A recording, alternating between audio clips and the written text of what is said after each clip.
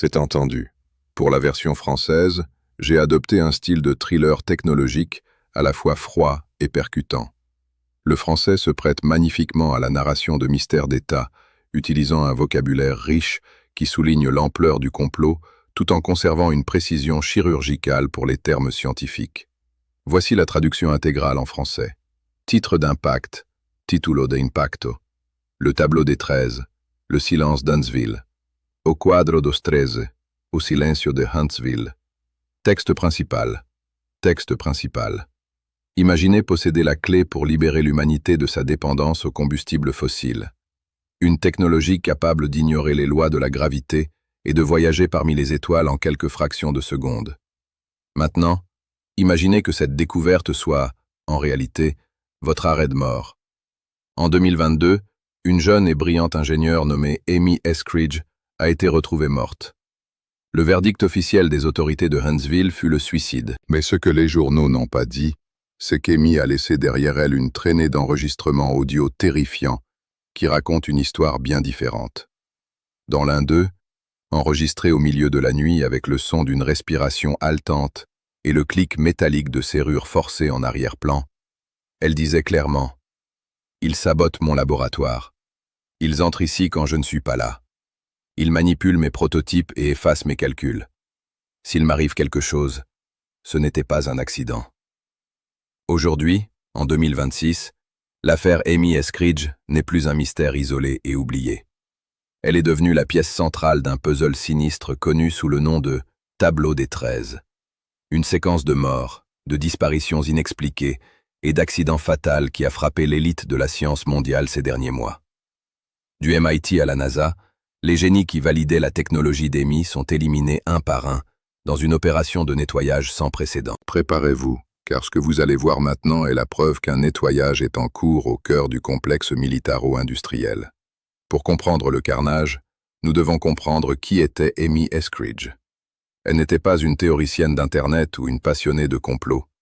Amy était la cofondatrice de Huntsville Artemis, basée en Alabama. Huntsville n'est pas une ville ordinaire.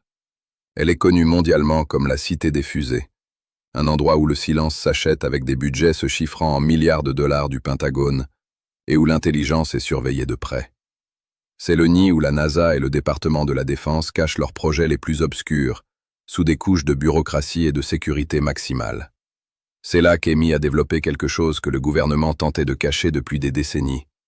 Une méthode de réduction de la masse inertielle. En termes simples, elle a découvert comment rendre un objet lourd aussi léger que l'air, en manipulant le tissu de l'espace-temps via des fréquences électromagnétiques ultra élevées.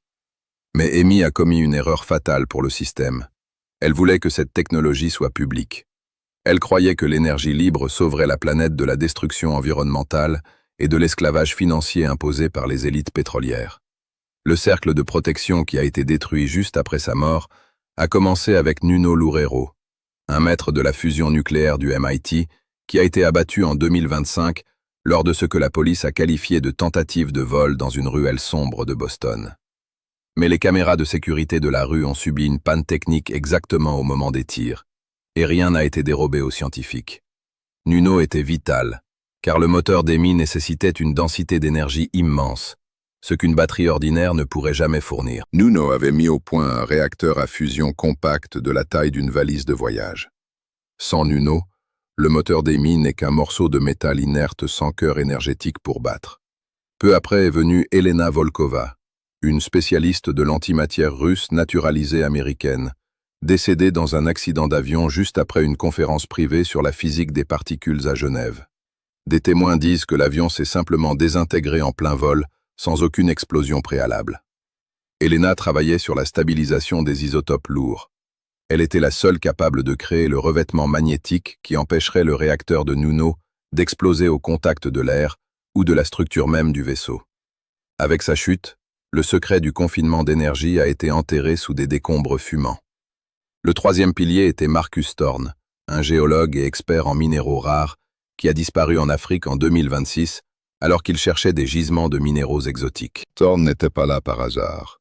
Il aurait trouvé un filon de matériaux correspondant exactement à la composition isotopique des débris récupérés à Roswell et lors d'autres incidents étouffés par les militaires. Amy avait besoin de ces métaux spécifiques pour que la coque du vaisseau supporte la pression de l'antigravité sans se briser comme du verre. Sans le fournisseur de matières premières, la fabrication est devenue impossible dans le secteur privé.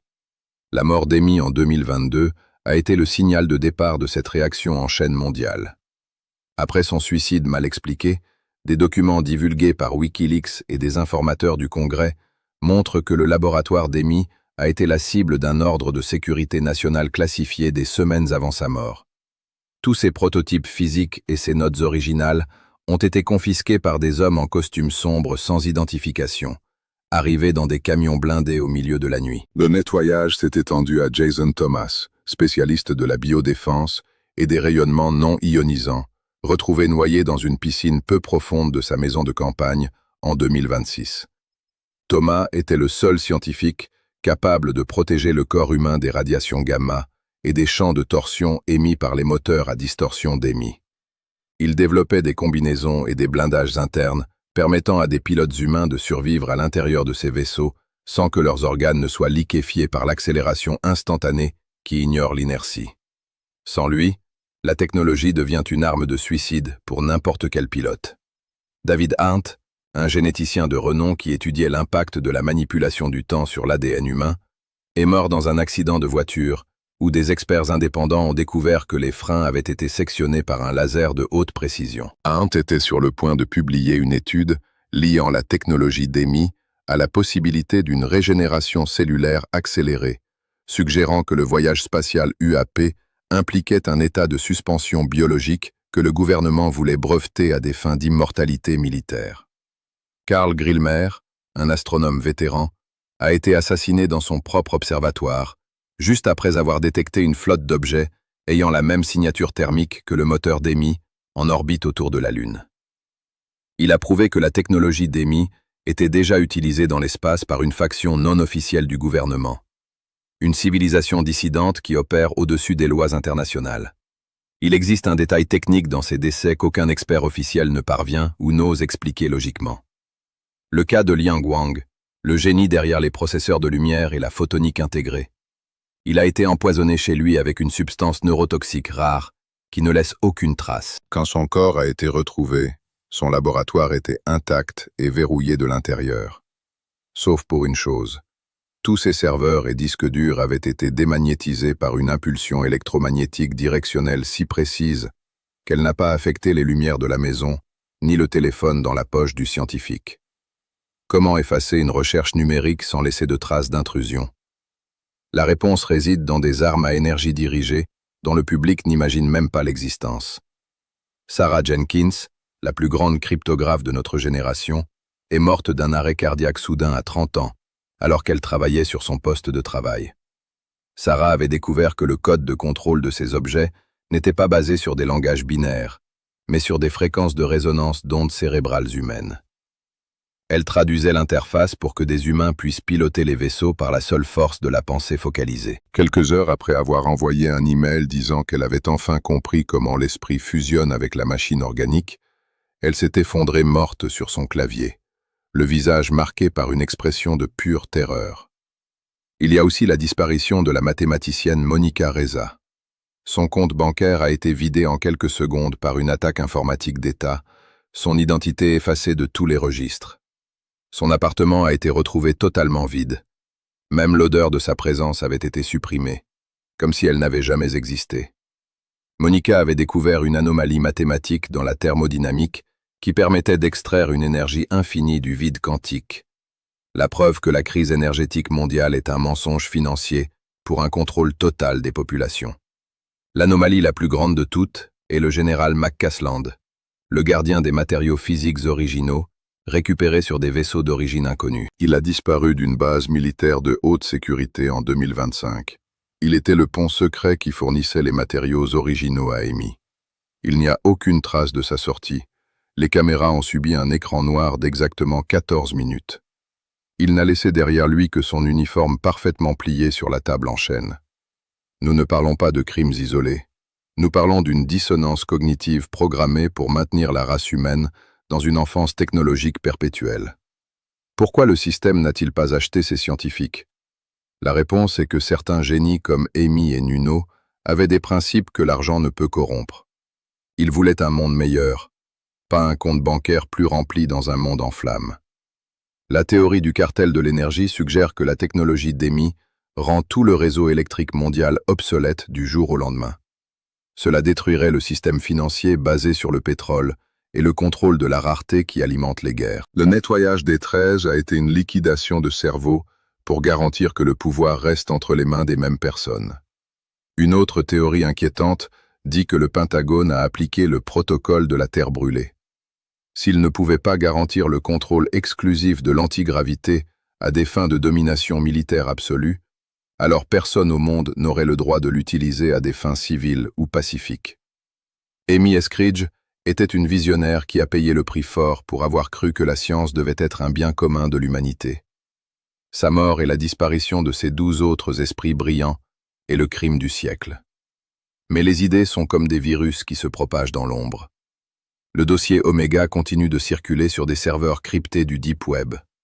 La question que je vous laisse est: que feriez-vous si vous aviez cette information entre les mains, sachant qu'elle porte une condamnation à mort automatique? Croyez-vous que le progrès de l'humanité doit être sacrifié pour maintenir l'ordre actuel? Le 13e nom de cette liste, l'astrophysicien et ancien directeur scientifique T. Zurbuchen, a disparu il y a moins de 30 jours.